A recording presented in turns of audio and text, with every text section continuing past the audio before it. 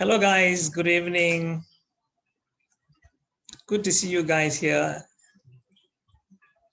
Let's see, we have 8 of us right now. Can you all see and hear me? Yeah, good evening.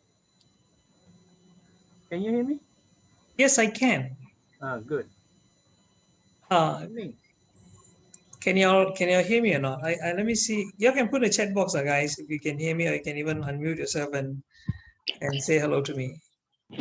Can hear you clearly and loud. Okay, very good. Yes, Thanks. sir, we can hear you. Good, Rajveen. So we have, so far we have 9 of us here.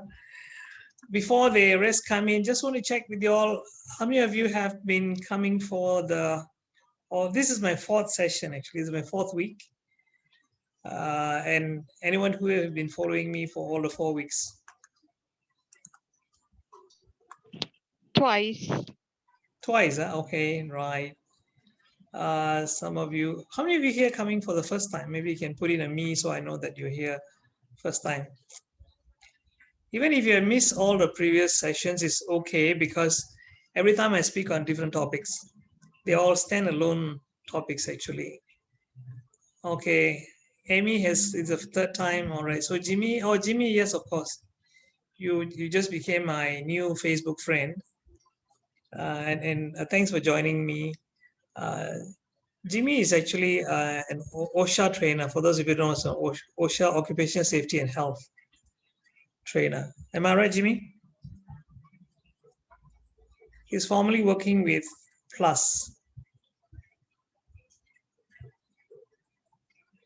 Just give me 1 second, guys. Just give me 1 second.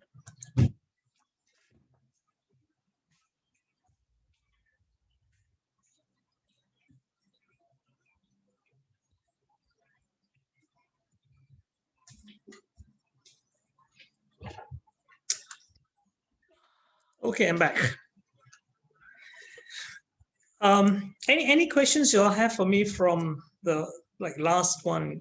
Just to recap, the first one we spoke about. Do you remember what is that I spoke on the first week? Anybody was here on the first week? It was on how to find your niche. Remember that? You know, we all have a problem. Especially those who are starting off new as into training field, you may not know what to speak about, whether there's a market for what you're going to share, and you might have certain insecurities about yourself. Who am I to speak on this? What makes me an authority? How do I find a passion in speaking about a particular topic? All those things were discussed in the first week. Second one, we spoke about storytelling, that there are 7 different types of stories. I did share with you all that. And also the 7 C's of storytelling, if you still remember those. So there are techniques of telling stories that can make it compelling, can make it interesting, can hold people's attention. And how do you use a story to deliver a message? We don't tell a story for the sake of a story, but actually there's a purpose for telling the story. So how do you make a story to deliver a point? How do you make it memorable? And then, of course, last week we didn't have because of Raya, and so that's the one that's postponed to today. And the previous Thursday, we spoke about humor. You guys still remember humor? The HUMOR. H stands for what? Rajveen, do you know what H stands for? You were there, right, Rajveen? Remember I said why? You can't hear me? You can't hear Rajveen? The rest of you can hear, right? Saran, so you're right. H is for, oh, Sarah, hi, here. H stands for happiness. You want your audience to be happy because we're always selling something, aren't we? And when we are selling something, what happens? We know that happy people buy. So when you make your audience happy, they'll buy from you. In this case, they'll buy your message. And U stands for what? HUMOR. Remember, H is for happiness. U is for understand. Yes, Jocelyn. Thanks for that. They will understand. Sometimes, yeah, and then Yeah, M stands for memorable. Yeah, when you deliver something, you want it to stick in their minds. So when you add humor to it, humorous story, it will be more memorable. People can remember that much better. Then what is the next one? O stands for open mind. Yes, that's right, Jocelyn. Oh, you remember that well. You open people's minds because generally your audiences can come, they either have their minds closed or they're in neutral position. So people sit there and they are just looking at you and wonder, ah, is this going to be interesting? Is it going to waste my time? And all these things are going on in their mind, or people are thinking of 1,001 things. What to cook, ladies, maybe I'm going to go back and cook something. Or, I have to take my kids for tuition. Or I have to pay this bill. All a lot of things going on. And their minds are a little bit. But when you say something funny and they laugh, they like suddenly hold their attention. That's why people pay thousands of dollars to stand-up comedians, don't they? And yeah, M is memorable, correct? And finally, R. What does R stand for? Okay, yes, Saga, absolutely. It is rapport. Don't you think you need to have rapport when you want to talk to an audience? Why do you need rapport? Because you see, you want to aim for connection, not perfection. When you are connected with the audience, then they will pay attention. Not only pay attention, they're more willing to listen to you. Because when you do a rapport with people, just like in sales, right? People. So those are things we touched on. So let's get quickly jump into today's session. Let me just open my slides. Okay. Can I share my screen with people?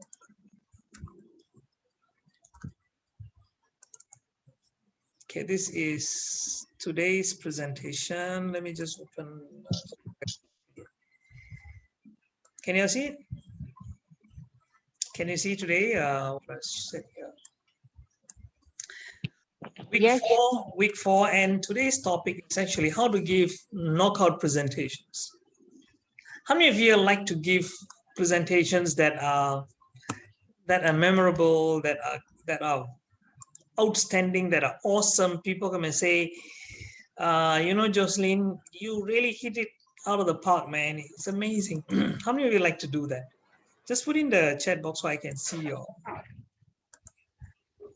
Can you? Well, let me see. Sometimes I can't see the chat.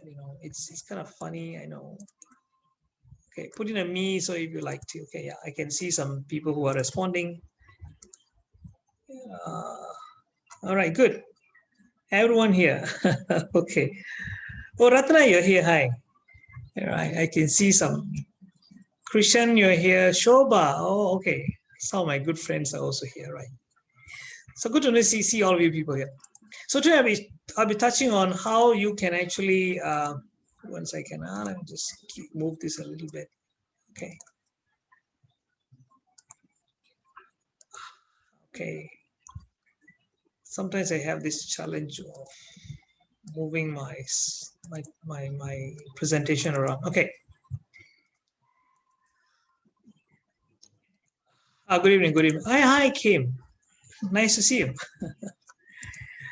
Okay, tell me, when it comes to giving presentations, there are three parts. I call it the three P's, Who wants to tell me what do you think the three P's are? The three P's of giving a good presentation. Anybody wants to guess? Presentable. Presentable. Actually, that comes at the end. Number one is prepared. Second P stands for, what do you think it is? What do you do? What do doctors do? Doctors and lawyers, they always say, I'm what medicine? Practice. Exactly. Yeah, Saga says that practicing. So prepare, practice, and finally present. Okay. But let's say when it comes to the whole, but there are more to it. There are six steps I'd like to talk about today. The first one in any presentation, before you even do your research, and all that, what do you think you have to first do? What do you think this stands for? This bulb here, what do you think it is? Make a guess. This bulb, prepare, okay, actually you're close. It's actually brainstorm. Okay, let's say you have a topic in mind and then you want to brainstorm, how shall I do this? What do I need to do this? Brainstorm can mean a lot of things. Brainstorm can also mean your topic itself. What is that you want to speak about? Training needs analysis. That's very, very corporate, Shobha. But many of us are not corporate trainers, if you know what I mean. Corporate trainers, yes, they do TNA, training needs analysis. But people like me, I have never done all 25 years of my training life. I have not conducted an official training needs analysis. But the companies who invite me, the training managers, they will do the training needs analysis and then they will come and tell me, okay, this is what we want. The closest I've done to a TNA is having a meetup with my trainees. Because someone called me and said, I think our people need, oh, you can't see it, really? Can you guys see my slide or not? I thought I I'm saw the video. video. I saw the chat. I said all the all the people here where I need to view. Oh, wait a minute. Oh, okay, wait a minute. Maybe I'm 1 second. Then maybe I'm doing something wrong here. Give me a minute. Full screen. I have a gallery view. Maybe can you see now?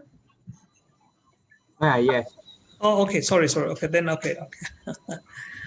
Okay. So the first thing is like you brainstorm. You brainstorm and put whatever ideas that come to your mind on a piece of paper. So that's where the brainstorming comes in. Okay. Sorry about that. You see. Okay. Right. Yeah, I did have share screen. It's just that I probably didn't. Okay. After you brainstorm, what do you think you have to do? What do you think this looks like to you? Make a guess, anybody. What do you think it is? After you have already brainstormed, okay, yeah, what do I want to talk about? What's the topic? Why I'm choosing this? Who is my audience? All of those things. Answer after asking this question, then what do? Take a Checklist. guess. Huh? Checklist. Techniques? You do your Checklist. research. Research. Okay. Yeah. You sit down after you have the topics in mind, what you want to cover. When you want to cover something, when you want to teach anything, there are 3 levels of information you can impart to your audience. As a trainer, there are 3 levels. I normally put that as a middle circle, and then a circle around it, and then a big circle. I think I shared this with you the last time. Who wants to tell me what do you think is the middle circle all about? It's the most important thing that you will teach. Core, yeah, but it's called the must know. You see my chat box, I put in there. Anything that is a must know is always in the middle. The core, yes. The core, Jocelyn. And then the outside circle, the middle circle will represent what? What do you think it is? Should know. Yes, Krishan. You remember that. And these are the should know, but it's not as important or not as crucial as the must know things. And what do you think the outside circle will be? Which is probably the least important. I call it the NTK. Some of you probably know this who have attended my workshop before. You know, is what? Nice to know. So what should we concentrate on when you're doing a research? Always focus on the must know things first. Okay. What is that what is that my audience must know? What is that I want to make sure they take back, which can help them the most? Okay, the must know things. Do you know that sometimes when we teach whatever it is that we are teaching, there will be 3 levels all the time. And sometimes we get so lost Because there's so many things, right? I mean, there's so many things. If you're an expert, if you have an expertise in any particular field, you can keep on talking and talking, or even sharing information, sharing knowledge, and then at the end of it, what matters is how effective you have been in transforming people. Don't you think so? How many of you agree the purpose of training or coaching is to transform people? Put in a yes if you agree with that. Transform people's behaviors, transform people's action, and most importantly, change their results, isn't it? So you got to ask yourself, what is that I must teach them so that their results will start changing? And that's when you do your research, you're going to base that research on these three questions. What is a must know things? What are the should know things? And what is it like, well, nice to know. But even if they don't know this, they'll be fine. Do you agree that in your topic, whatever your niche is, you can identify these three kinds of levels of knowledge? Would you agree with this? How many of you can identify with that? How many can say, oh yeah, maybe I've been teaching a lot of this nice to know things and not really focusing on the must know things and then the should know things. Would you agree with that? Yep. Now, what I want you to do is after this session is sit down and draw three circles, the must know, and try to identify what are the core things that you must teach and what are the things that, well, they also should know this. Okay, is important. But you see, what determines how much you can expand into the should know and the nice to know would be the time factor, isn't it? And also the level of your audience as well. If you are going to teach people who are very elementary in their knowledge, and you put in a lot of like nice to know things, cannot. So it really depends very much on that. Okay. After the research, what do you think is the next level? After you have given all this information, you have so much in your head, or you've written so much of notes, and you have 2 books full of things to talk about and teach. What do you think you should do? What do you think this guy is doing? Make a guess. Short list.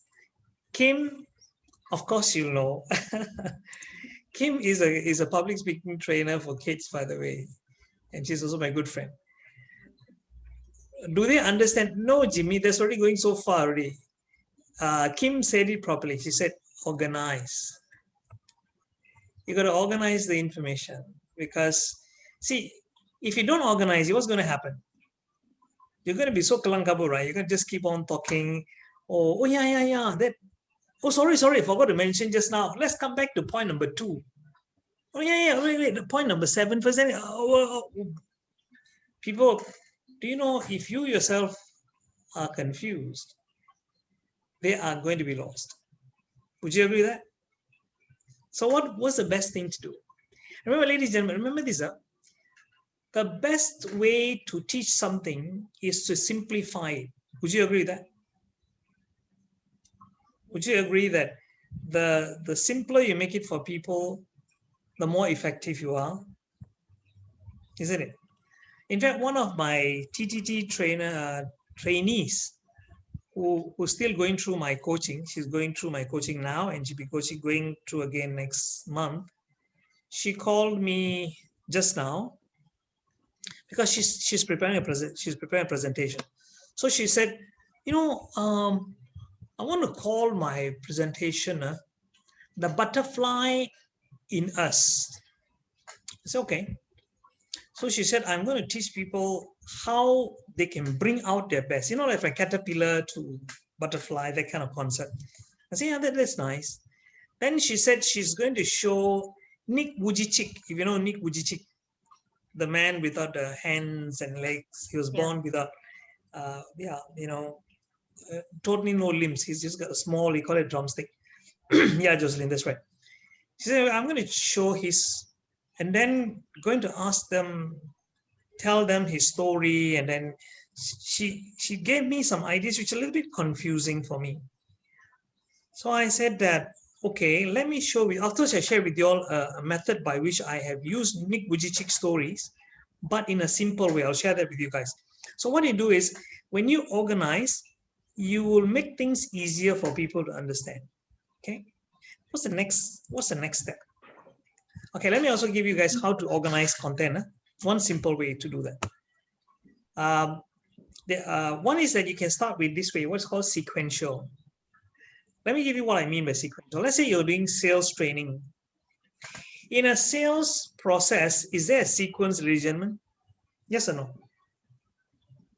If you want to sell something, okay, I'm not talking about selling a pen or something small ticket items. I'm talking about selling cars, selling insurance, selling houses, selling expensive things, even selling training for that matter.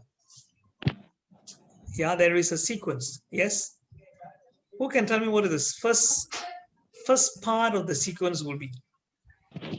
Probing on customers' needs. That is already far ahead, it's way down the list of what is the initial thing. Even before you even get the introduction is making appointments, don't you think so? If I'm teaching sales, I'll teach people how to make appointments. Am I right? Or maybe even starts even before that. How to get leads, right? If you're a salesperson, you don't have people to call on, you're not going to get any business. So you need to have, how am I going to find leads, people to call?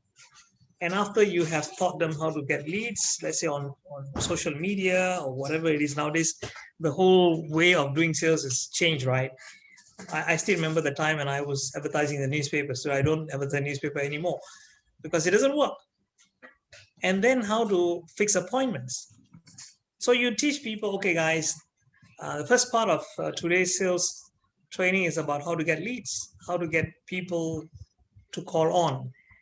The next step is, let me show you, after you get the names, how do you fix an appointment, or how do you get them to meet you? That's what you need to do. And then after you have, then what's the next part? Then comes the introduction, isn't it? How do you go and introduce yourself? Sometimes you can meet people, the minute some people, you meet them straight away, you don't like them. I'm sure you have people like that because they just say the wrong things, or their body language sucks, or they ask you the wrong questions.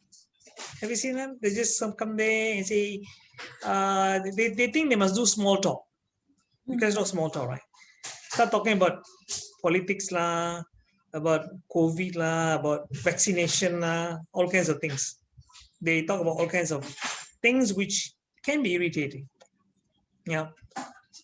I'm not saying don't have small talk, but have the right kind of small talk. Then the third thing would be, and so on, so on. So you know what it is. So there's a sequential. So sequence. Some things can be taught sequentially. Next thing is, you can also organize your information into problem and solution.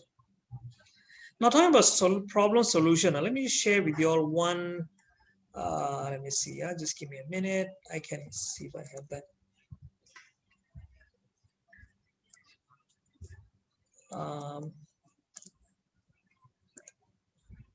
There was this.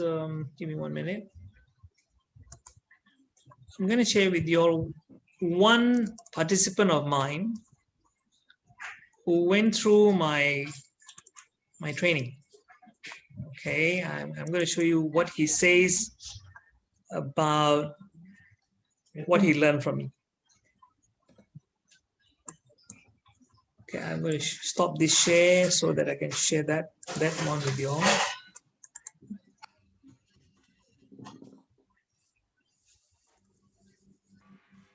Give me 1 minute. Let me just open this video.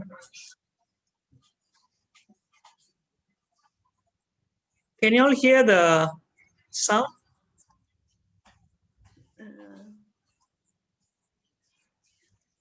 Can't see the video. You can't hear the voice, huh? No. Can you hear the voice? The video is not on. You have to share the video. Oh, yeah. Okay, let me just share the video first. Can you hear the sound? No. Okay, now you can hear.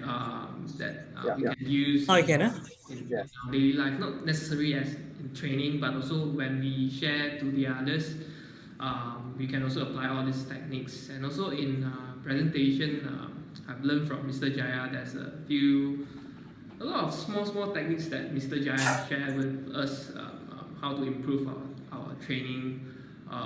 For example, before he explained how to do verbs, he also explained on how things are, what are the expect.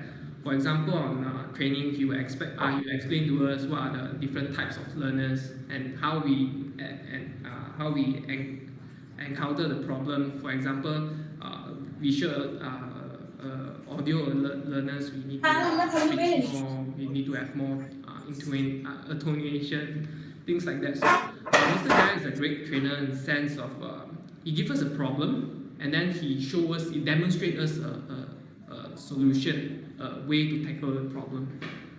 And I've learned a lot from all this section, that sharing of a problem and solution tackling, this kind of way of teaching. Yeah.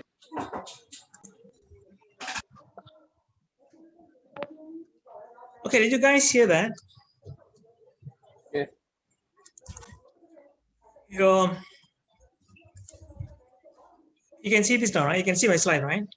Yep. So what did he say? What did Victor say? He said that he learned the problem solution technique, because I was actually, he's my TTT student, by the way. Even my TTT, my train the trainer program, what I will do is I will give them a scenario and a problem. For example, I'll give them an example of a sniper. Anyone knows what I mean by sniper? Anybody wants to guess who a sniper is? The kind of sharpshooter, yes. But from a training standpoint, it's like people who are there to challenge you. To use a very tame word, they are there to really. Sometimes you say something, they will like ready to shoot you, bang. Kim, why you say that? I don't agree with you, In my experience, it is nonsense what you're talking. So, and you must know that you will encounter people like this. Would you agree with that? That there are people, there will be people out there who will challenge you, who will disagree with you, who will come and say, hey, hello, who are you to say this? What do you mean? What do you mean? It's not, in my experience, different, no? Especially senior people. Am I right? Everything also want to find fault. Yes, Krishan. Yeah. So I will act out. You know what I will do? I'll act out the role of that person.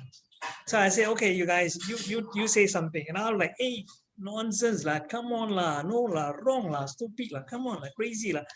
Then I will ask them, okay, how do you handle this person? Then they will try to do it and say, okay, that's your way. Let me share with you how I would do it. And then they get an idea. Okay. And then another one is I will, let's say PowerPoint. I'll show them some examples of some examples of poor PowerPoint presentations. How many of you here have a challenge in doing PowerPoints? Can I see a show of hands? Anybody? Or how many of you in this case have seen lousy PowerPoint presentations?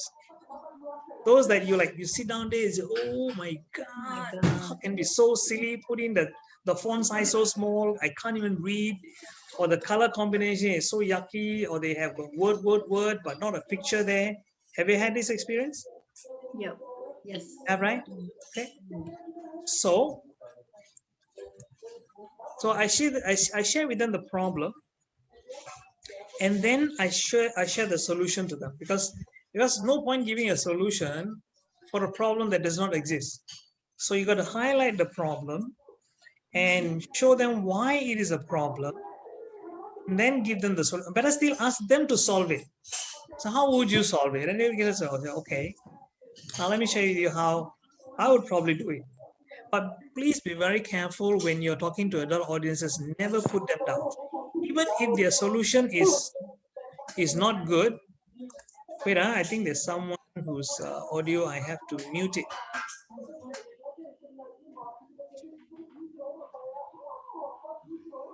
audios. Can you please mute yourselves? I didn't mute you all. Oh, Rabin, okay, muted. Okay, and then of course the third one is being able to compare. I come back to this. What I was saying is that, yes, Sarah, you're right. I just muted the person. The thing is, like, when you're talking, when teaching adult audiences, even if they make a mistake, don't put them down. Don't ask them to stand on the chair. Of course, you don't do that. But don't even be sarcastic. Don't say, yeah, very clever. Don't do such things. Acknowledge them because they are trying. Okay, unless they're purposely. I don't have a problem with adult audiences, lah. Adults usually don't try to be funny. Sometimes the kids, they can be, lah. They can be a bit pain in the, lah. But adults usually they're not. Usually, lah.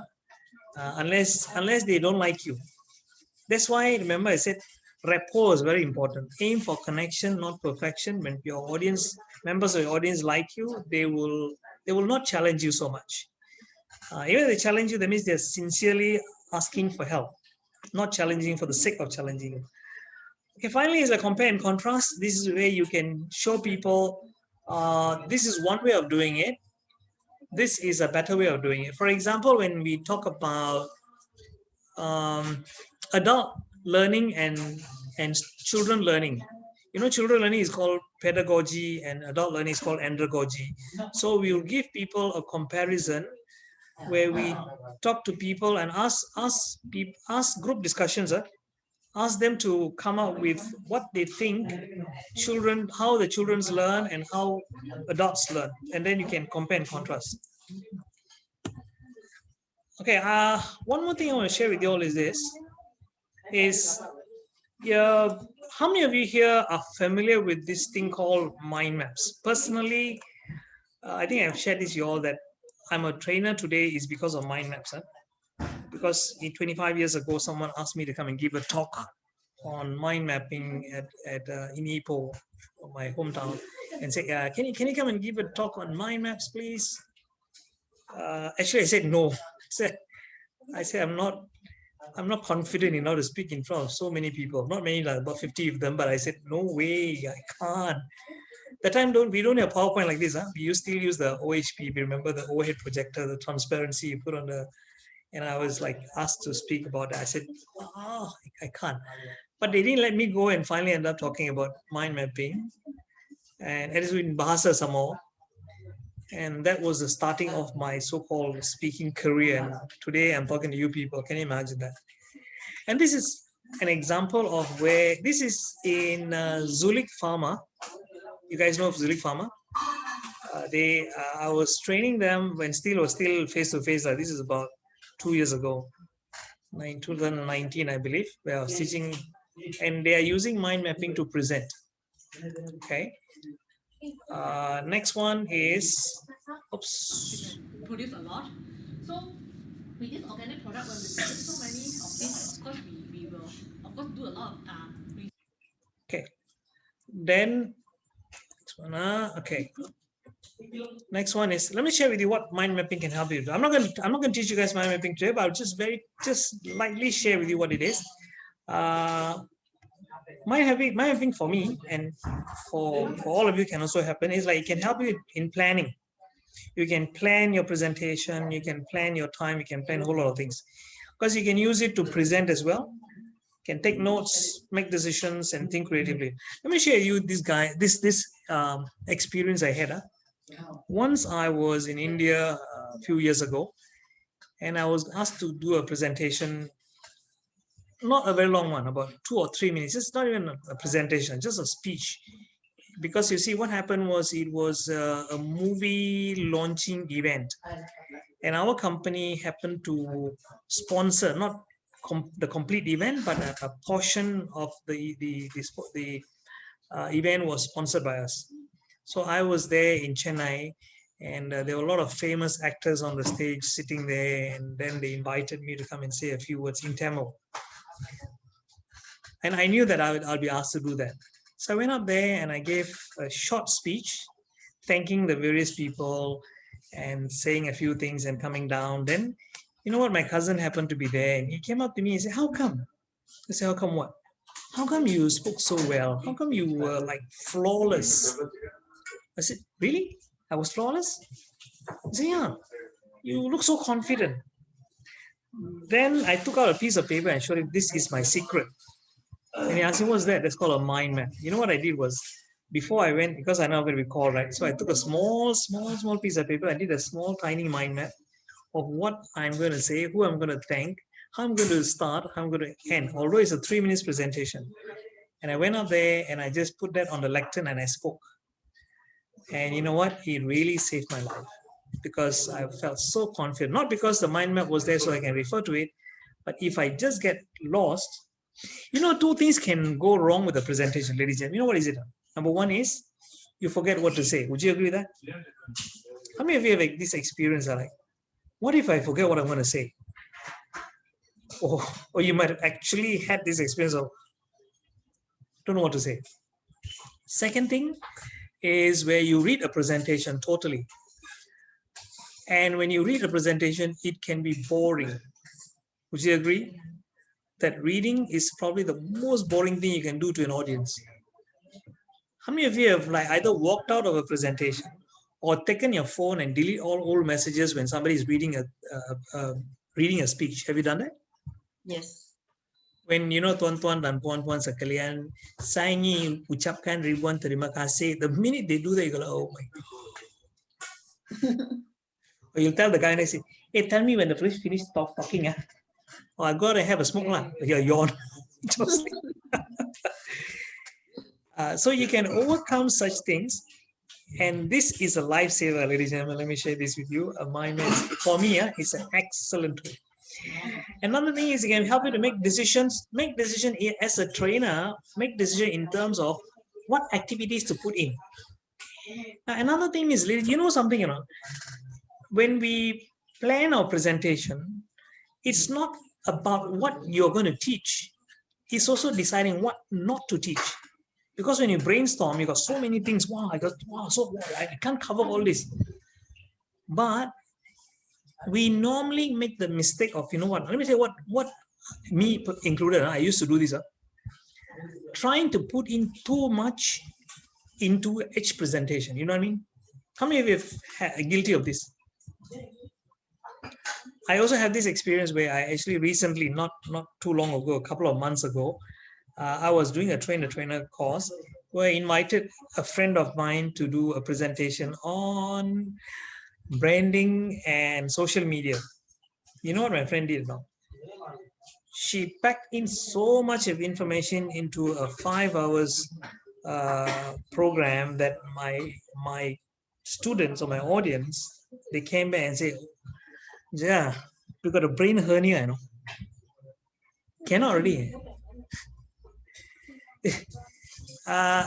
Over delivering, yes, Jocelyn, over delivering in the sense that you are putting in too much of information. You get what I'm saying? When you put in too much, yes, of course, it's not bad intention. It's not one of the things that, you know, like you should be short dead as a trainer, but it's something that you should not do because you're actually doing a disservice to the people. It's better for me to teach you 3 things well than to share with you 10 things very shallow. Would you agree with that?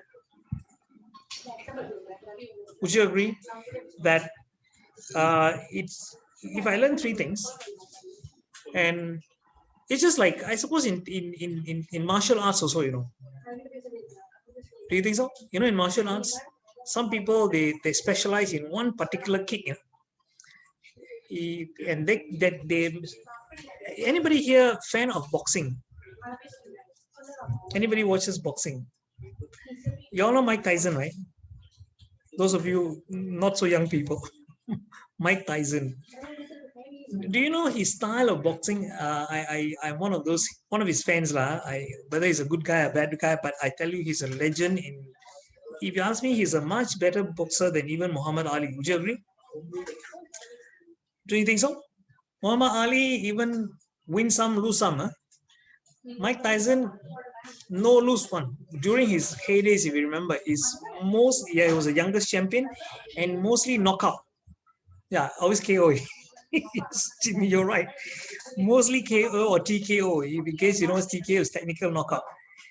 Because you see, his left is always his strongest punch, if you remember, and he always uses that. And people and those who know him well, they always try to avoid that. But whatever you try to avoid, somehow even get a little bit like that, so boom, they fly. Why? Because he doesn't believe in all punching in all ways. You know, he only strengthens on one hand, and that also he uses a hook. So what I'm saying is, ladies and gentlemen, as a trainer, remember this: don't try to pack in too many things. Just put in, specialize in a few things, which is going to help your people. Okay, so managing the information is very important. And so this is some of the mind maps which classes which I have been teaching. You can go and talk inside, please.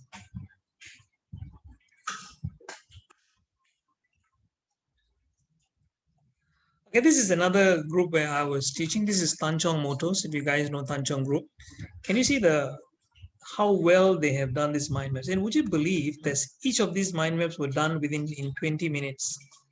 And guess what? And after they done the mind maps, they have to come present it. And this mind map, each of them is about a business idea which they have not seen in the world before. And each of them, it can be a modification of a present business, but it must not be a exact same. I say you cannot put sell nasi lemak or Uber, because Uber is a new idea, but it's still not their idea. They got to come up with a variation of whatever business they see. And these were done in groups of 3 or 4 people. Can you see that? They did this mind map in 20 minutes. How good is that? And they use that to present. Okay. And let me share with you what's how most people take down notes. Most people take down notes like this. How many of you take notes like that? I'm sure most of us do that. And this is a mind map on how to mind map. You guys want, I can share these slides with you later, but I don't have time to go so much into it. Just share that video. You can go and do a research on how to mind map. If you want a shortcut, you can come to my course. I'm planning to do a half a day course, 3.5 hours on Sunday morning, this Sunday. If those of you interested, just put in a me, or you can put in the WhatsApp group afterwards that you would like to know more details. I'll share with you guys. It's going to be like 3.5 hours. Anybody interested can just put in a me, so I know that I can keep you all in the loop. Want to learn about this amazing tool of mind mapping. And by the way, I just wonder if I can share this with you all.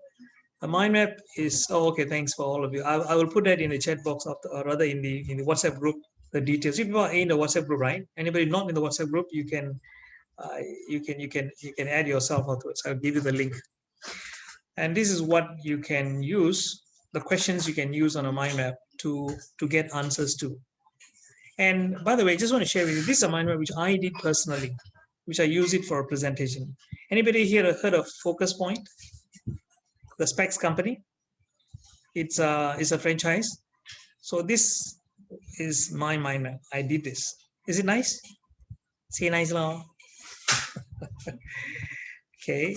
And this is not one. This is one of it. And this is also about their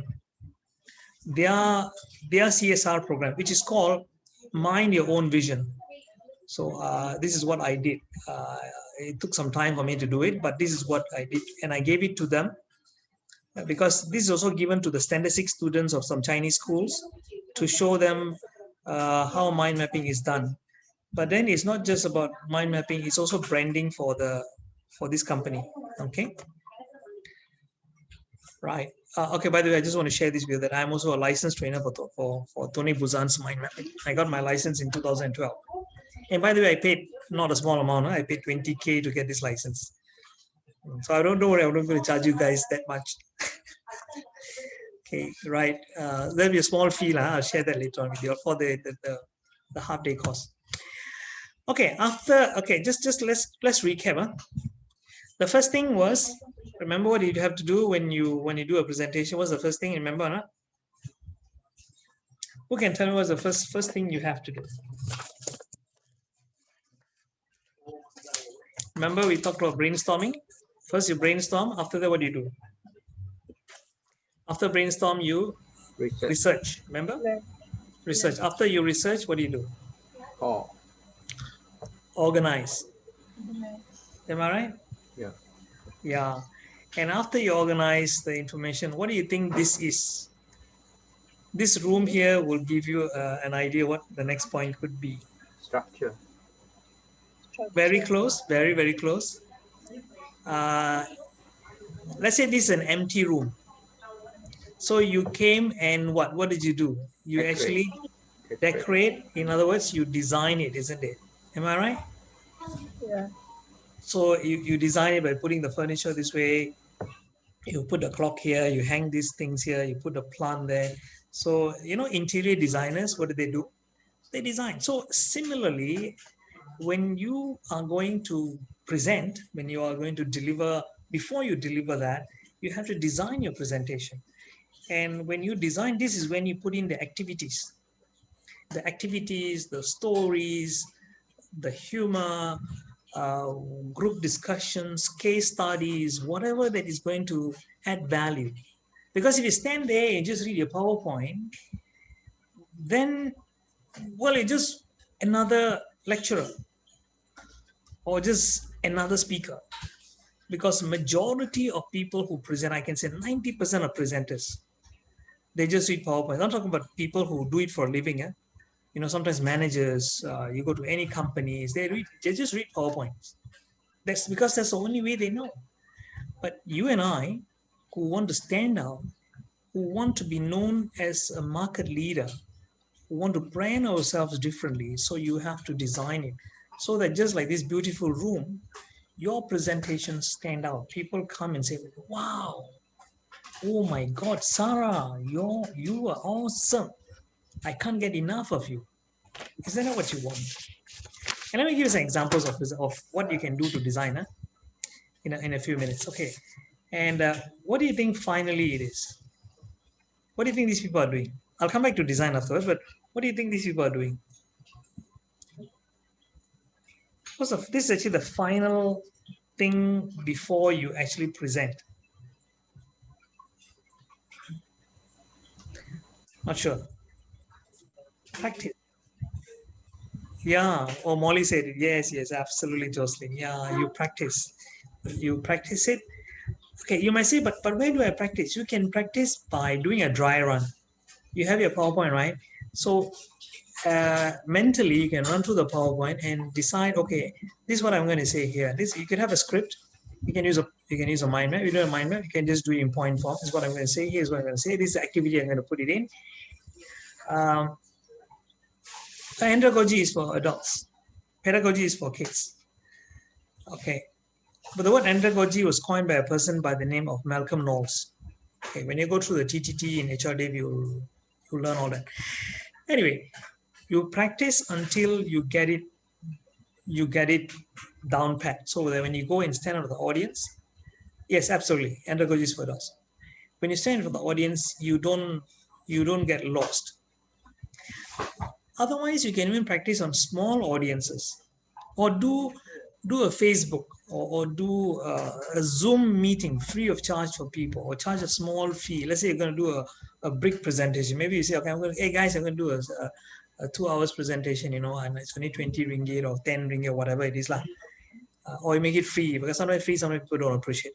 But if you just put a small fee, people come, and you make slight mistake because people don't get too mad with you because they're not paying a big sum for that, right? So, but you get to practice. Then you can slowly take it to a bigger stage. Yeah.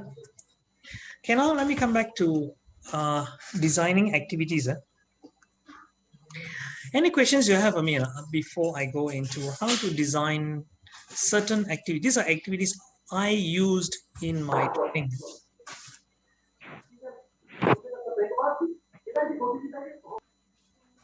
Anything?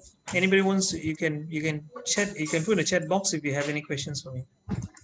If not, okay, let me go into the part on design. This is something that I used to do. Some of you know that I used to do the training for kids. Jocelyn, you're asking, okay, let me answer this question. Jocelyn is asking, is in my experience, what is the maximum time I would suggest for presentation? It really depends, you know. I have done presentation ranging from 20 minutes right up to 5 days. So, you see, it depends as well. You see, trainers means you're doing training. I mean, we do training, it's usually a longer period of time. But yeah, Jocelyn, but at the end of 5 days, there people come up to me and say it's too short. It's too short for them. So it really depends. You see, the HRDF TTT is 5 days. You all know, right? Right now, I'm doing a TTT for done over 2 months. 2 months. It's done. It's spread out over 2 months. It's going to be 2 days, 2 days, 2 days. So and still we cannot finish teaching. So it really depends on the topic. We cannot really say. And depends how deep you want to go into any subject. Am I right? Isn't it? If, for example, say I want to teach people alternative medicine, I mean that's going to take months. In fact, do you know, to become a good trainer? Let me throw the question back to you, Jocelyn. If I want to prepare somebody to become a class 1 trainer, an excellent trainer, how long do you think it's going to take? Just give me an answer. Anybody can put an answer there, not Jocelyn, okay? Anybody. How long do you think it will take for someone to call themselves confidently, yes, I'm prepared as a good trainer? Anybody? Nobody. 5 years, okay.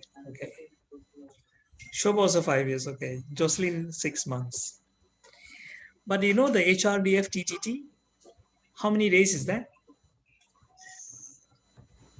How many days is the HRDF TTT? 5 days. So do you think that 5 days can make you a competent trainer?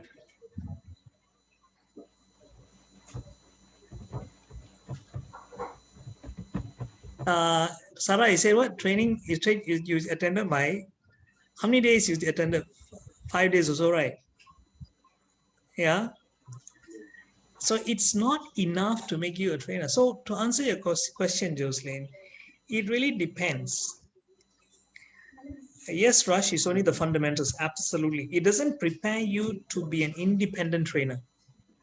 Okay, maybe it teaches you certain strategies of how to do PowerPoint, how to structure a presentation somewhat. That's all it does, right? So it doesn't really prepare you to be like, to go out there and say, yes, I'm able to train on any topic of my passion. It doesn't even teach you how to find a niche. Do you all know that? The HRDF TTT has nothing in the syllabus to teach you how to be known in the marketplace for a particular subject area. They don't even mention that. It's not at all there. But if you ask me, that's very important, isn't it? I can spend one whole day sharing with you guys how to do discover your niche. So can you imagine how much, so many other areas to go into. So I've answered your question, Jocelyn, that it's not just okay. Can I give you guys an activity? An activity that I do. You guys can take this and use it on your own. You guys can see my slide, right? So you may be wondering, what is this person here and this house and this tree? What is it doing, right? Yeah. But this is an activity that is very powerful. It's a simple but powerful exercise. Do you guys want to know how I use this and how you can use it next time? Put in a yes so I know that you guys are interested to learn. Okay. Let me share this with you. I was doing this for brainstorm, research, organize, design. Yeah, Kim. Yeah. and was practice. The last one was practice game. See, when I was teaching this to Kim knows this. Kim and I, by the way, Kim Low and I, we have done this program together. So she knows. She probably remembers this activity. You see, I used to take kids away to Genting Highlands for 4 days and 3 nights. It is a retreat. We take these kids from 10 years old right up to college, and it's going to be indoor, outdoor, where we transform them. I hope to transform them. And that is my intention, to transform them to become super learners, to transform them to have leadership qualities, to take personal responsibilities for their life and all of those things. And that's what I was doing. I was doing that for about nearly 10 years. And I've done about 20 camps, each camp of 4 days. Okay, so when we take these kids up there, and some of these kids, whether you like it or not, they come from quite wealthy families, they're spoiled brats. They just come there and they sit down there, and they look at us, and sometimes they don't do well in school. Some of them do well in school, but sometimes they're just like too full of themselves. They don't listen to parents and all of these things. And I'll give them this sheet of paper. It's usually an A4 paper, and I ask them, okay, students, can you fill in? You can also use this for adults, by the way, if you're doing something to make people realize. Write down inside the person, this one here, okay, this person here. I said this represents you. Put in here all your problems. Of course, since I'm talking about for students, I say, what are the problems that's preventing you from being a great student? So some people put laziness, poor time management, poor memory, whatever, like no discipline and distracted, blah, blah, blah, blah. Whatever I said, write as many as you can. Then I said, inside this house here, which is outside this person, write down all the problems that is caused by your family. Meaning your dog at home barking all the time, your siblings disturbing you, turning on the TV too loud, your parents always scolding you, your parents quarreling, the aircon in your house not working, anything, or that the condition of your house is not suitable for you to study. Write down everything that you can. So they'll write it. Then outside here, this one outside the house, those factors that does not come belong to your house and does not belong to you. That means things like the education system in the country sucks. My teacher doesn't know how to teach. The traffic outside my house is very noisy. My neighbor's dog is always barking. My neighbors are always quarreling. The weather is too hot in Malaysia. Right? And I'll instigate them some more. I say, this one, no, write this, write that. Wow, it's terrible. The Malaysian government, lousy, write down that. So they will keep on writing. Once they have done, then I'll write on a whiteboard. I'll segregate by 3 categories. I'll say, okay, shoot. So write all finish. Then I'll go into, let's say, I'll start off with the one that is outside the house. So I say, your neighbor's dog is barking. Take a gun and shoot it tomorrow, or take a knife and poke it and kill it.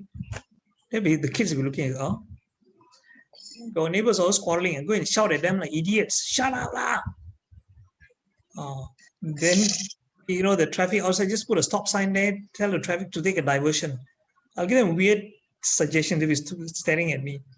And then for questions like in the house, I say, your parents always scolding you, right? Tell them, mommy, this is the last time you're going to nag me, understand? So you do all this, and then I will talk about the problems inside the person. And then I will show them some, you know Nick Vujicic, right? The man without limbs. Yes. I'll show his video, and then I'll switch off. I'll switch off all the lights, and then I'll just show that. Then they watch. It's about 3 minutes long, where he will say, "I was born without hands. I wish I can. I wanted to commit suicide so many times. And today I have bought this beautiful bungalow. I mean, he'll show his house, he will go swimming, he'll play football. Uh, yeah, okay. So, now the point is that I will show this, and sometimes I even show a small clip, PowerPoint slides of people in Africa who don't have enough food, only skin and bones. And then of this, some kids in India who are taking food from the dustbin and eating, like they have, some people throw food on their leftovers, they throw on the floor, the kids get picking up the rice and eating. Then I show all this. I say, how is this? Huh? Isn't it very interesting? They all stare at me. I say, I ask you one question. The problems you said outside of your house, the noisy traffic and all of this, or your parents scolding you and all this, are they as big as Nick Vujicic's problems of not having hands and legs? And he said, no. Is Nick Vujicic complaining? No. No. Why? Because he took personal responsibility for himself. And by the way, the only thing you can change is what you drew inside yourself. You say laziness, you can change that. Distracted, you can change that. Time management, you can change that. Poor memory, you can change that. You know what I mean? But you cannot change a single thing outside of you. Even your parents, you can't change. Your sibling, you cannot change. You cannot change any of that. You're going to change yourself. So why Nick Vujicic? Nick, with the hands and legs, he can have gone begging on the street, right? Madam, I don't have legs and hands. Please give me money. People are giving donations. But he didn't do that. Why? He had self-respect. So students, do you have self-respect? Do you take responsibility for your own life? Or you keep on blaming your parents, your neighbors, the government, your teachers, your this, that, everything. You are going to fail if you keep doing that. Now, ladies and gentlemen, let me ask you this. What do you think of this activity which I did? Do you think this will drive home the point? Some kids cry. Some of the students actually cry. And then when the feelings are high, ask them to write a love letter to their parents. Because I say there are four things you have, which those kids in Africa don't have, which is, number one, you have loving parents. Some of them don't have. No parents also. Sometimes their parents, they're struggling. Number two, you have more food than you need. How many times you waste food, right? More clothes than you need. Number four, very important, an opportunity to get a good education. You have all this, and you still can sit down and complain and complain and complain. My mommy is this, my this is that, isn't it? So scratch out all those things that you put outside the house or inside the house, but don't scratch out those things you put inside of you, because those are the things you need to change. And then I ask them, how are you going to change this? And that's how the discussion takes place. So this is an activity that I have planned and which I've given, and the effects are quite amazing. Okay. One more simple activity you can do. Do you know what a trainer's job is? To take something complicated and simplify it for people. So I am going to give you the next activity. So I want you guys, you got pen and paper with you? Yeah.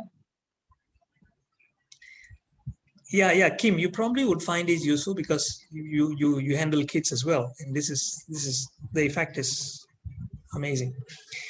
Okay, I'm going to show you all a new way of counting, or rather writing new symbols for numbers. Okay, and I want you to just pay attention. Don't write it down yet. When I ask you to write, then write. Don't tipu, huh? Ready? Are you guys ready? Okay, 1, 2, 3, go. Okay, memorize this.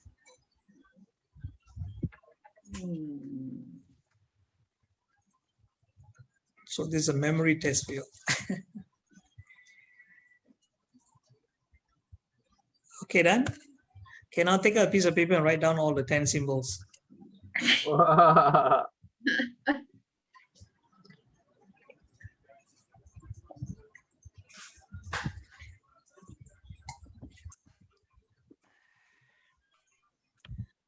Once you finish, don't worry, Jimmy. Just write as many as you can remember. I'm not asking you to do it perfectly. Just as many as you think you can manage. Don't worry about making mistakes. Huh? This is an activity you guys can use. I'm going to teach you anyway. You can use it when you are in front of an adult audience.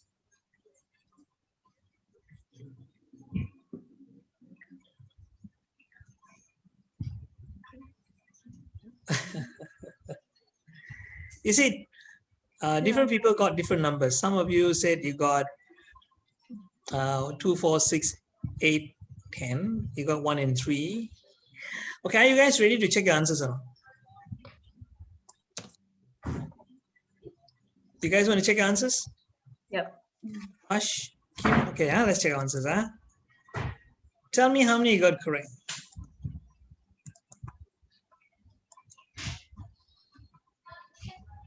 Just tick last, okay.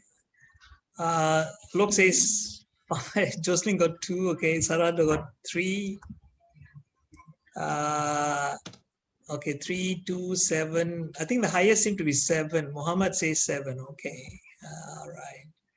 Rajvin got 2, Christian got 2, Riza got 2. Christian, haven't I done this activity you guys before? Not yet.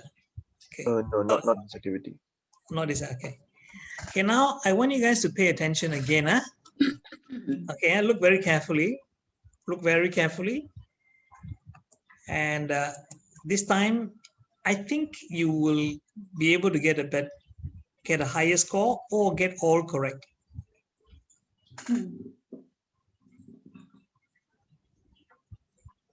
Right.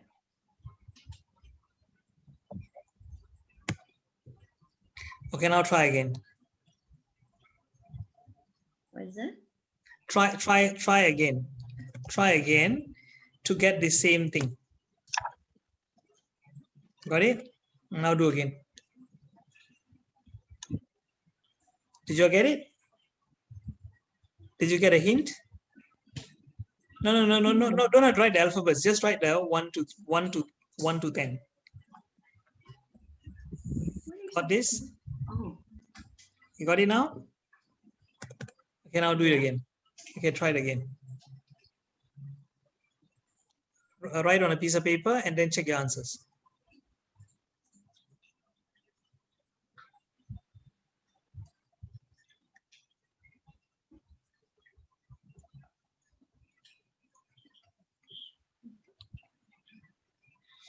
So you finish writing, then tell me, we will check the answers again.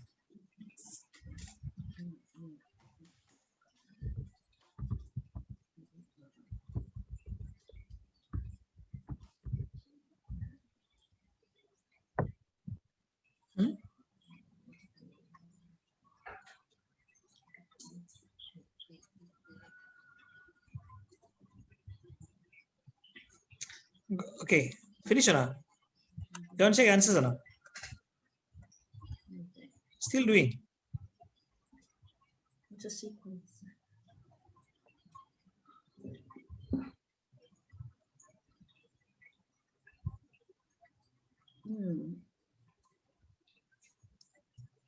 Why so long?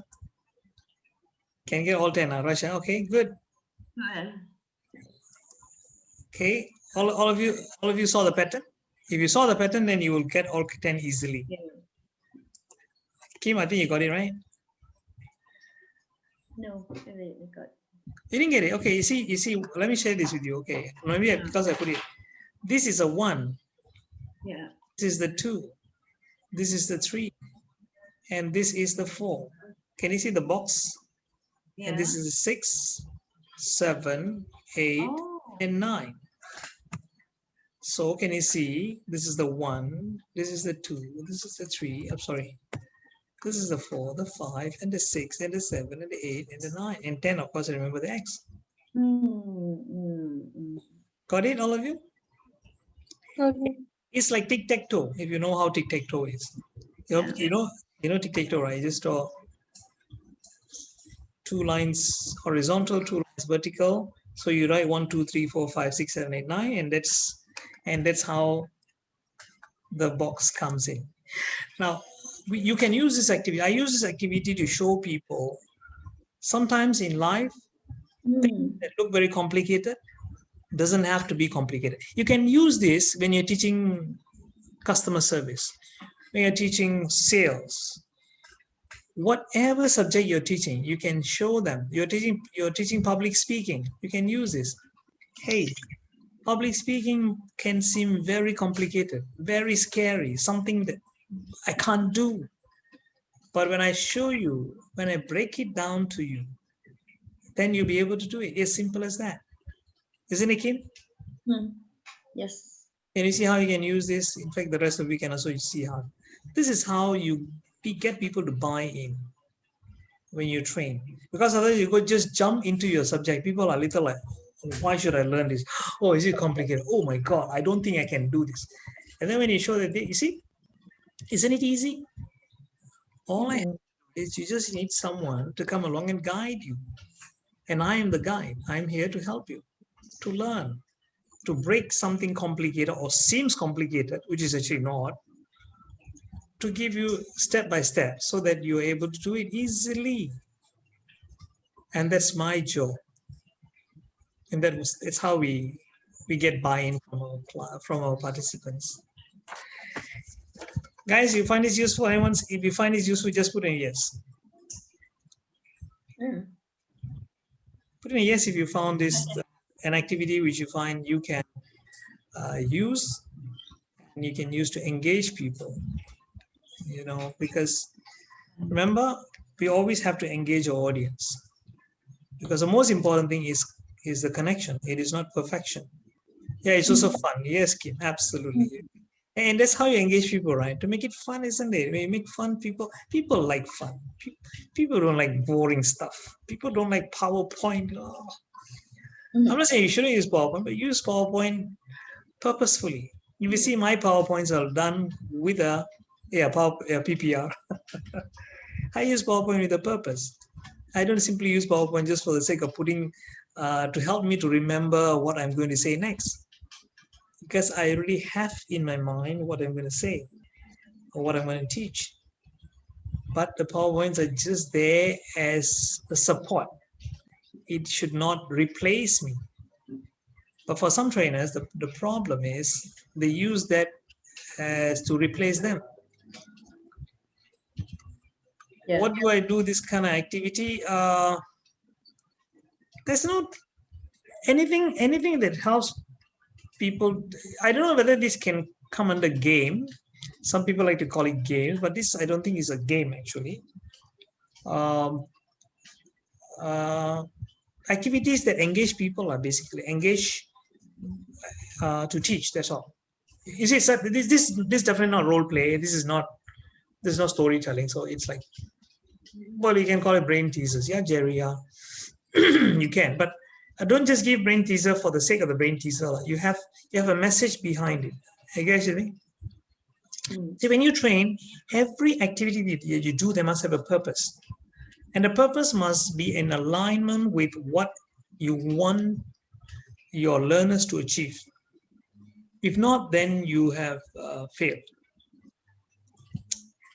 Even if you tell a humorous story, there must be a purpose to it. You know, sometimes I just don't like people who come up and say, ladies and gentlemen, let me tell you a joke. Saga, what are you doing? He's being creative.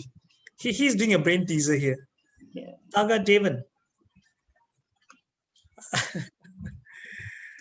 Like how do I erase this? Maybe I should disable annotation. All right, guys. Saga, you got to remove this, huh?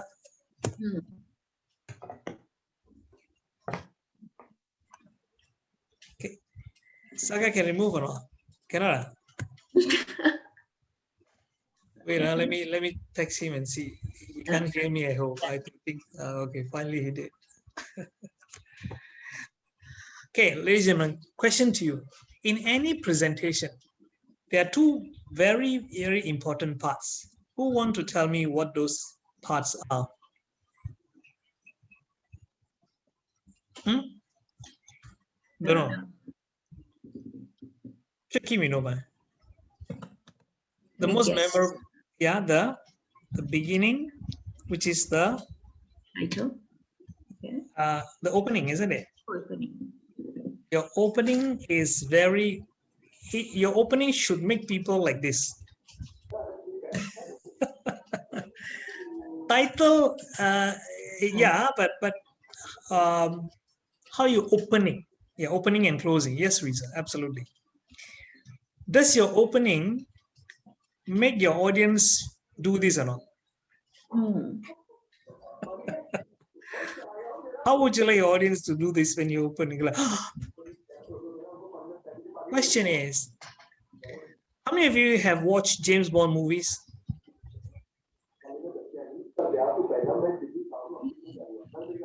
Not bad. Have you? Okay, you've all watched James Bond movies. I'm sure many of us have. Some of you love. Okay, okay, Kim. Yeah, I also like James Bond movies. But do you know how James Bond movies start? Have you ever watched a James Bond movie where they start slowly showing sunrise, showing a house on a meadow, some trees blowing in the wind? Have you ever seen a James Bond movie start like that? I am sure you have never watched a James Bond movie. And James Bond movies always start with a bang, isn't it? Hmm. The music, action packed. I give you an example. Suddenly, after the music is over, after all the, the opening scene itself, you will see at least a car chase. Two cars going, and they'll be on a, let's say a very very high cliff. You see the car nearly dropped, and comes back, the chase, and then one of the cars actually skids off the road and goes down into the sea. Now let me ask you this: even if you sat down there with 1,000 things on your mind, would that scene pull you into the movie? Yes or no? Yes. Hmm. Even if you're chit-chatting, taking your kwachi and or eating your popcorn, you're like, huh, what's that? Who's that? Am I right? Yeah. Yeah. Ladies and gentlemen, your opening, because whether you like it or not, when you stand in front of an audience, you are also like a movie. They want to be entertained. If not, you just start saying, you know how most people start their presentations?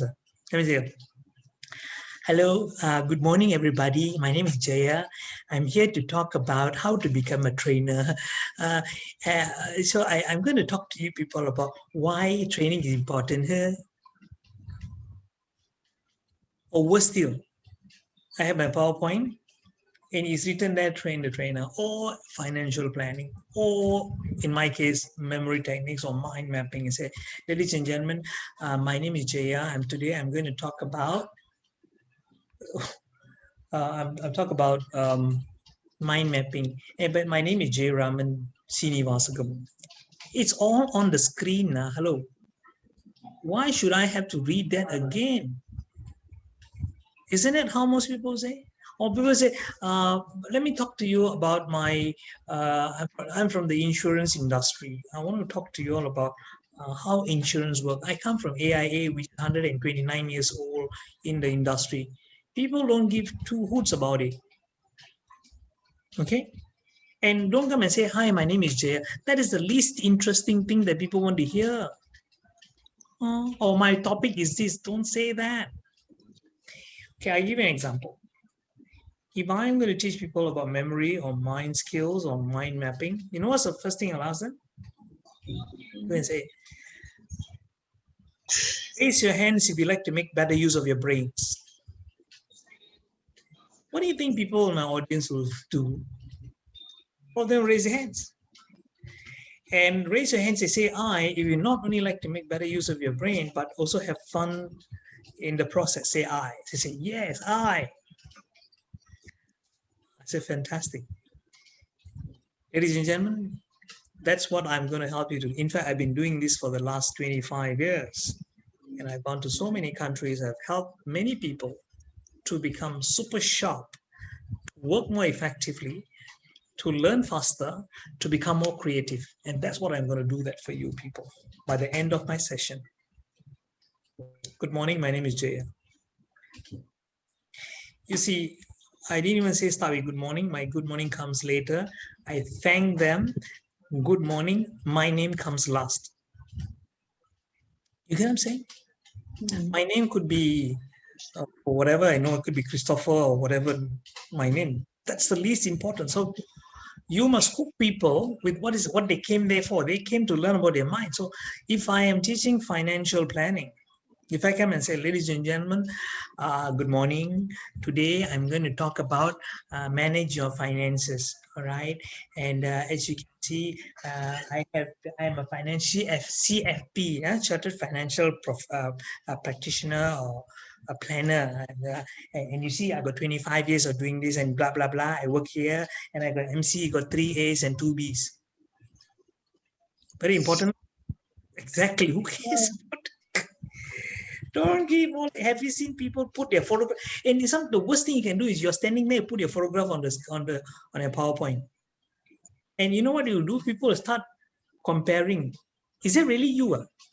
Well, look very different. Taken 20 years ago. Have you seen their photographs taken donkey years back? And people like beginning to, talking to each other. Is that really him?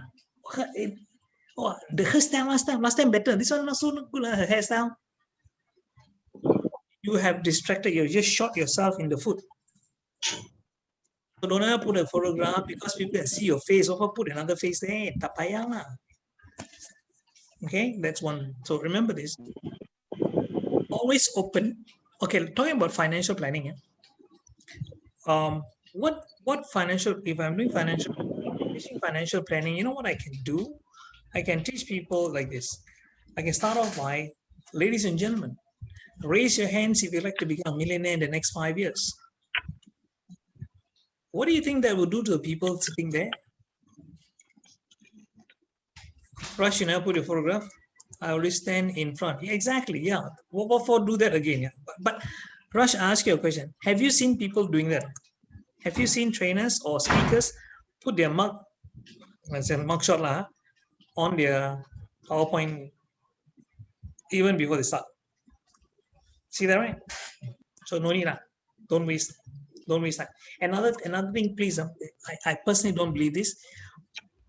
Taking pictures of you with some celebrities and putting there. Have you seen some people doing that? That's me and Mahathir. This me and Barack Obama. Then me and Trump. Me and Najib. Oh no, sorry. The one take off.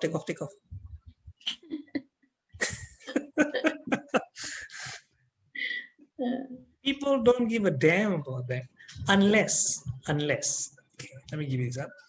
Let's say I'm teaching people leadership, and I put my picture with, let's say, Barack Obama. And I'm going to, unless, exactly, Jerry. If you have something related to speak about it, it's fine. I said, you know what? I interviewed Barack Obama on how, from a nobody, he became the president of the United States. And I asked him so relevant questions, and that's me having dinner with him or lunch with him. Now, people are like, really? Tell me. Isn't it? But if not, then don't show all these kind of pictures. You're just irritating people. Yeah, maybe somebody see a show of, wow, really? Really? You had lunch with him? Sure, no Photoshop. So all these things, people begin to doubt, right? So your opening should be, first of all, ask a question. And this not any question. Don't say, how's the weather today? Don't ask silly questions like this. All of you had lunch? How are you feeling today, all of you? That's so insincere. Please don't ask that kind of question.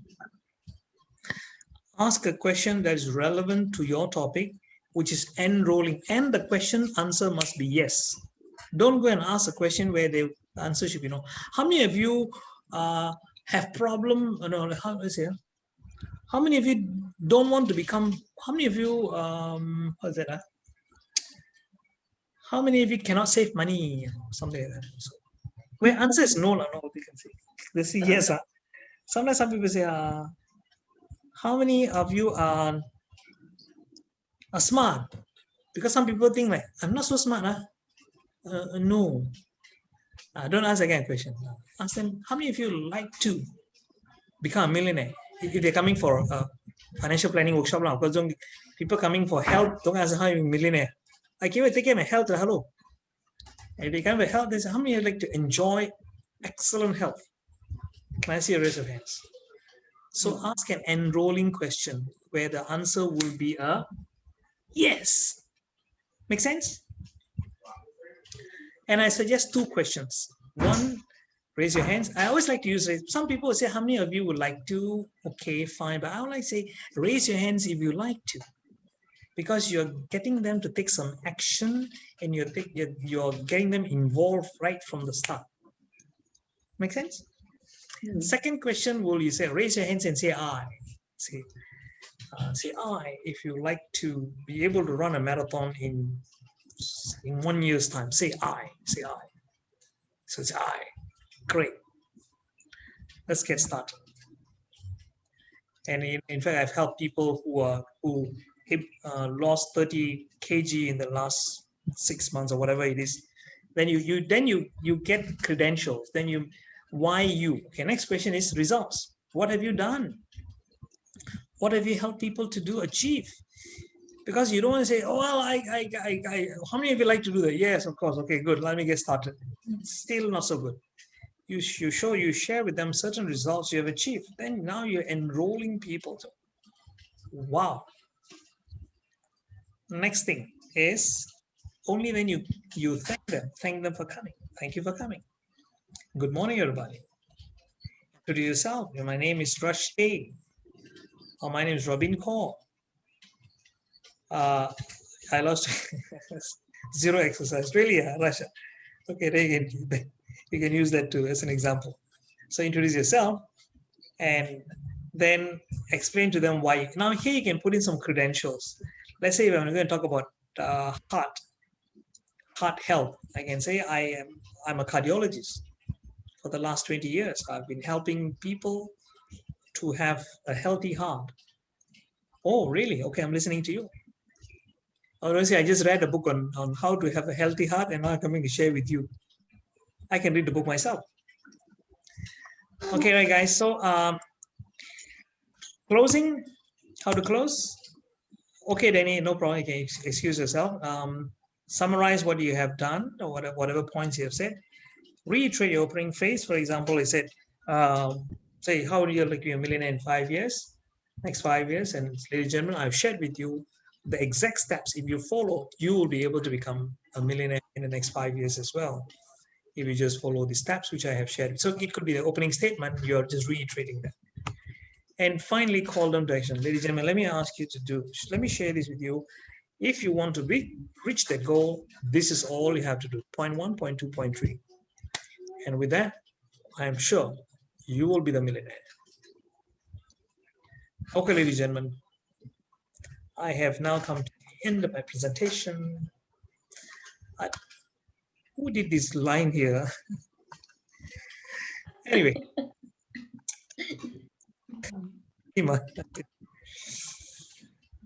Sometimes they themselves don't know also, like sometimes they draw, sometimes it just draws. Ladies and gentlemen, any questions you have for me? Ada apa-apa soalan ke? You semua berhenti mah? Ladies and gentlemen, share with me then. How did you find today's session?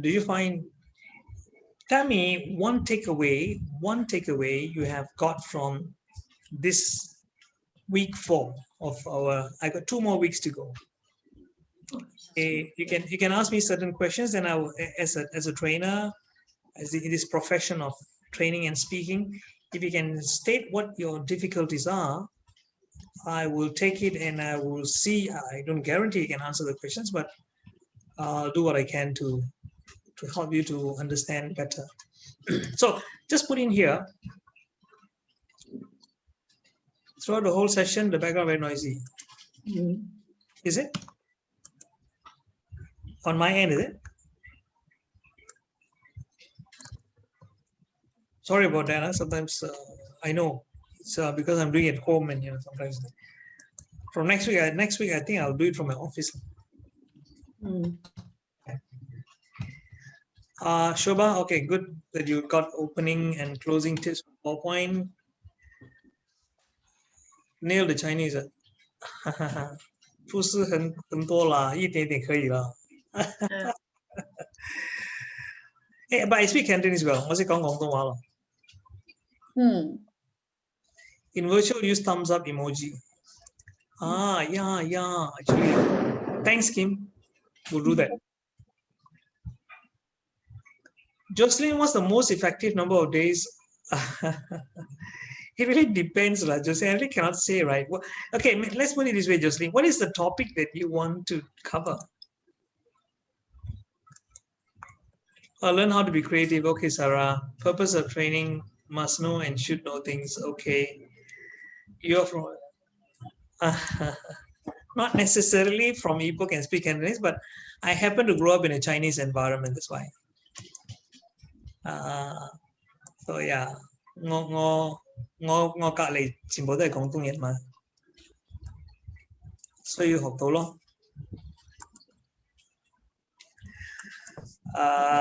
The person in the house, okay, Kim. I thought you would like that. Yeah. 10 days is not enough. Exactly. Yeah, rush. Absolutely.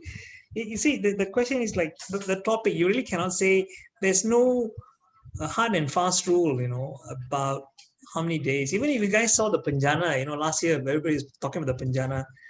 Some people were going for 3 days. Some were done over 10 days. Some were generically it was 5 days. So it really it depends on how deep. In fact, I've seen people doing digital marketing in 2 days. Some doing it 5 days. So it depends on how deep and how wide you want to cover. Okay. Sasi, okay. You like it? Great. And by the way, this is being recorded. I will share this. Those of you are not in the WhatsApp group, anybody not in the WhatsApp group, so I will, let me share the WhatsApp group. Oh, Robin, awesome. Okay, how do we get, yeah. Yeah, no hard and fast rule, yeah. Not fast, F-A-S-T, Jocelyn, hard and fast. Yeah, the recordings are there, Kim. Yes, sure. I'll put it, Kim, I would invite you to join the group. Okay. Let me see if I can get, I always have this challenge of getting the, the invitation link. Jerry, are you here? Yeah. Jerry, are you around? If Jerry is here, then I can, oh, sure, Krishan. Thanks. Wait, let me just give me 1 minute, guys. Let me let me stop sharing.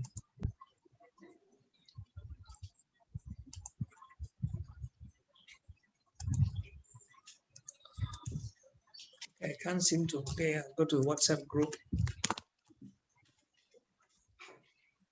For those of you who are not in the group, I'll just share the link. You all can join in to the link, okay? Using the link, just join the group. Because I will be putting announcements there. And if you have any questions throughout the week, you can also post it there. I will pick up anything that I find useful for most people, then I will try to address those. All right. Give me a minute. Let me just go to the link again.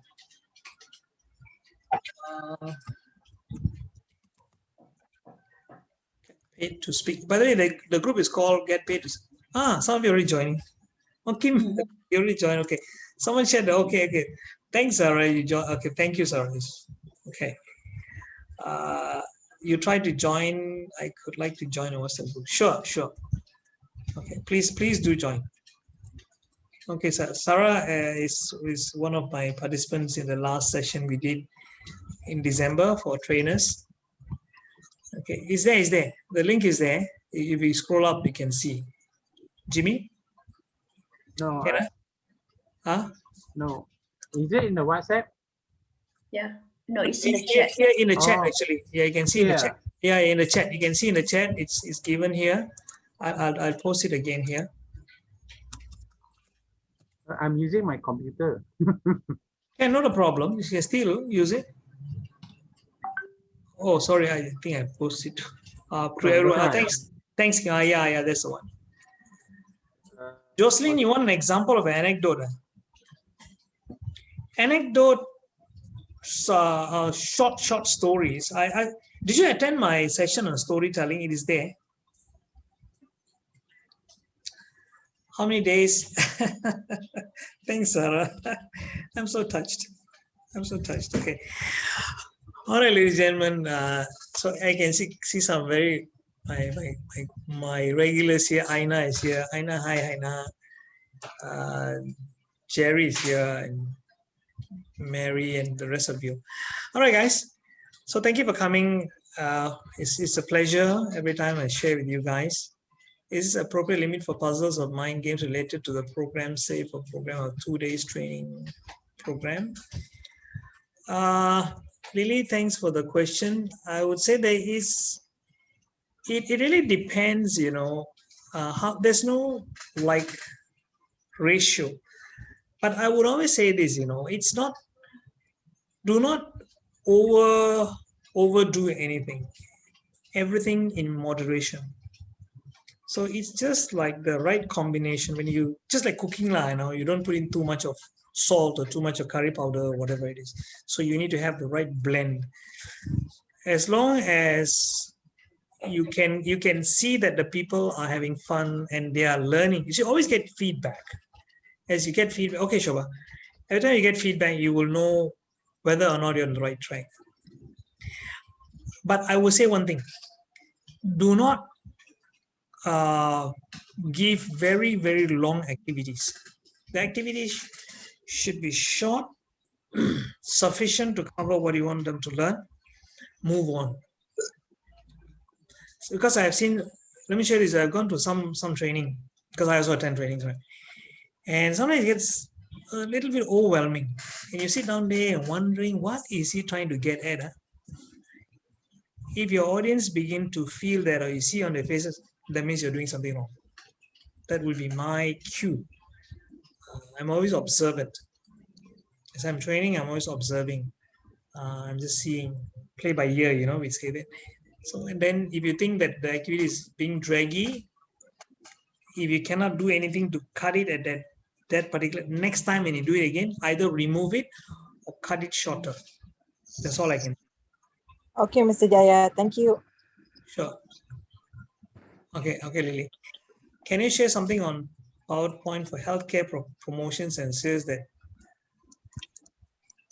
PowerPoint for healthcare. Sasikala, can you please explain what you mean by that? You can unmute yourself and you can say it. Those of you who have to leave, you can, if you want to stay back and ask me some questions, by all means. But if you guys have to, you've got to go and have no problem. Okay. Yeah, I would like to ask something on health, and I'm from the healthcare industry. Right. So basically I'm promoting myself. So when I do that, I do know my content and I do make it creative as much as possible. But do you have any experience to have done it, or you've come across anybody where you can share some of your experience? I said I know your question, but I just want to know, let me just see, what's the question again? You said you are in healthcare. Okay, that means Yeah. specifically, can you, healthcare means you sell certain products. Okay, I'm a physiotherapist. Okay, right. But I have experience in normal general orthopedic, neuro and everything. But of late, I'm doing more in women's health therapy, women's health physiotherapy. And so who is your target audience? Women from teenage until old age. And what problem are you solving for them? Incontinence and different age group, different issues actually. Okay, so whenever you're asking how to open, is it, or PowerPoint? You want to know the PowerPoint? Yeah. PowerPoint, okay, what I'll do is next session, I will cover on how to create PowerPoints that would be relevant. I will use that. Can I do that? So do come for next Thursday then. Thursday, okay. Right. I'm already in the group, so I will. Okay, right, sure. Thanks. So you guys ask me something, because that is a very wide topic, how to structure PowerPoint. You don't have to get people's PowerPoint. You can create your own, but then there are ways of doing it. Yeah, definitely, because this is actually giving them an outlook of what we are going to do, and we have to get them to follow up our programs actually. Right, right. Okay, Sure. all right. Thanks so much. Okay, no problem. Would you consider a training to be absolutely Jocelyn? You see, what I'm doing with you guys, even though you're not in front of me physically, am I not having a conversation with you all?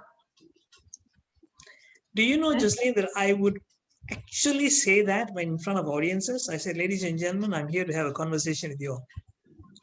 On many occasions, I've started my program that way. I'm here to have a conversation. You're welcome, Kim. And in fact, that's the approach you should take.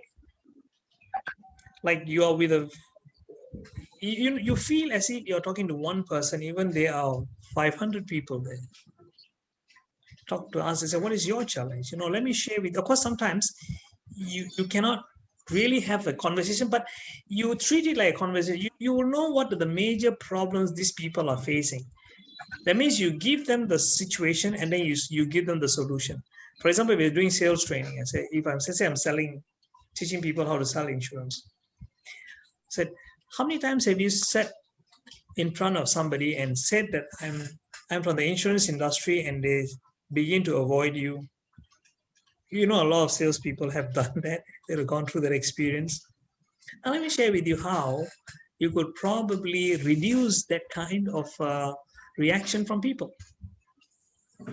So you're actually going into their brain and reaching into what the conversation that's going on in their head, and then you are answering it for them. So you must be able to tap into the conversation. Then you're actually relating it to them. Does it make sense, Jocelyn? Yeah. Yeah, that's what you do. So in a way, you're actually having conversation with them.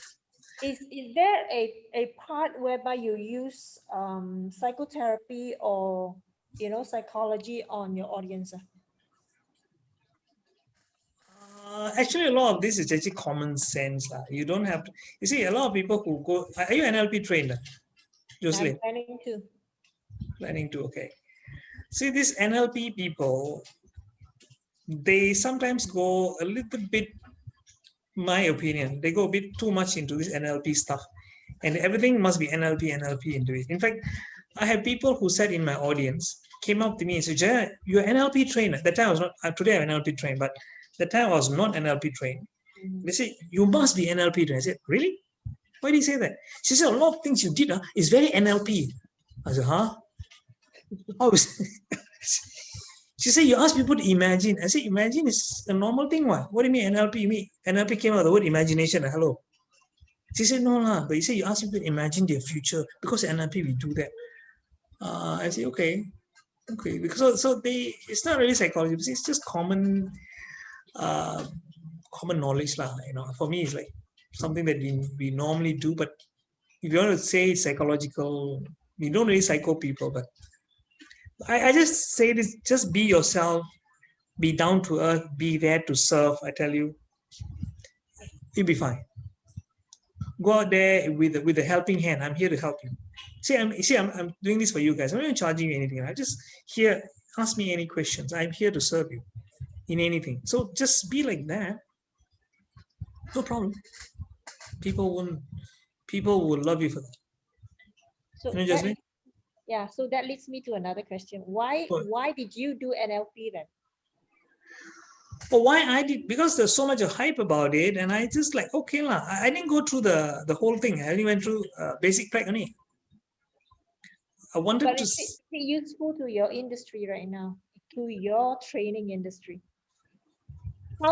Okay, I don't use everything. Okay, I will share this with you. I will use maybe bits and pieces of it. Like what I will do is, in fact, I was already doing this before even went to NLP. Then I thought, oh, NLP.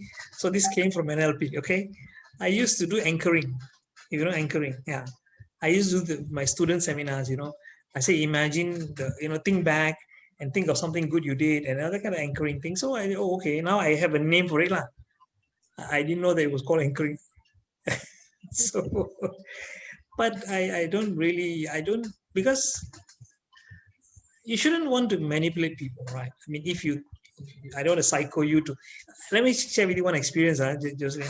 One story, this, I won't tell you the name of this very famous trainer. He will use NLP to get 5, rating 1, 2, 3, 4, 5, right? Mm. In your evaluation. He will want to get 5, right?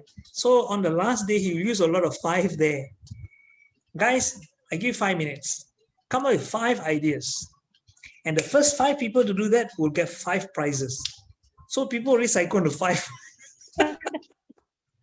So they're into the 5. So when they tick also, they look at the 5 as it stands out from the. Oh, okay. That is manipulating, isn't it? Exactly. That's why I when he told me that, I was like, really, you do that? I mean, I don't subscribe to such things. Oh, okay. So you did the basic pack lah, not the entire thing. No, I didn't. Okay. I'm just still thinking whether I should or not. Is that essential to be, to be a package for a coach or a trainer or not? Well, it's a sexy topic to be in. Yeah, but that costs a lot of money as well, mind you. Yeah, I know it The does. real stuff, right? But personally, I would, if you give me a choice now, I mean, in looking back, I probably would want to go for EQ related top subjects. Okay. Yeah, that's good. Yeah. And some are using hypnotherapies to get into the topic as well. So that is really scary. Yeah, that's why. I mean, I don't do all this kind of stuff, unless you're doing sales. Even sales also, I think we must be more grounded on wanting to help people rather than to serve you, rather than trying to psycho you to buy something which you don't need or don't want. You know what I mean? Because at the end of the day, I think I'm going to spoil my relationship with you if I manipulate you to buy something, right? Or I might tell you things that are maybe not true, or hype so much. They say, "Oh, really? Yeah, I want to go for it." I said, "Go lah." Then after you buy, then you like, "Oh, why did I buy it? Huh? But you're going to hate me for that, right?" Yeah, I mean, yes or not? Yeah, I know. That's right. You're right. EQ is huge. Yes, you're right. It's right? Yeah, I know. We are the things that we are learning. By the way, Aina and me, we are this part of this readers circle group. Are you there? Are you there, Jocelyn? No. I've done EI already. Oh, you the this style. Yes, yeah, okay, right. Yeah, done it already. That is very interesting. I mean, it gets to know you yourself and how you can actually improve from there as well. Oh yeah, that one is more of what do you call that? Personality profiling, right? Yeah. There's so many personality profiling tools out there. It's very deep. This one is actually very deep, and it actually helps you to know yourself as well as the client. So Definitely. why people behave in such a way and all that. Yeah. Hey, by the way, I didn't give you guys the assignment. I was supposed to give you. Okay. I give those of you who are here. I'll put in the group of those lah. The assignment is actually you guys have to come up with your opening lines. Okay. And then put it in the WhatsApp group. Okay. Your opening lines, huh? Yeah, the opening. Remember, you got to ask 2 enrolling questions. Yeah.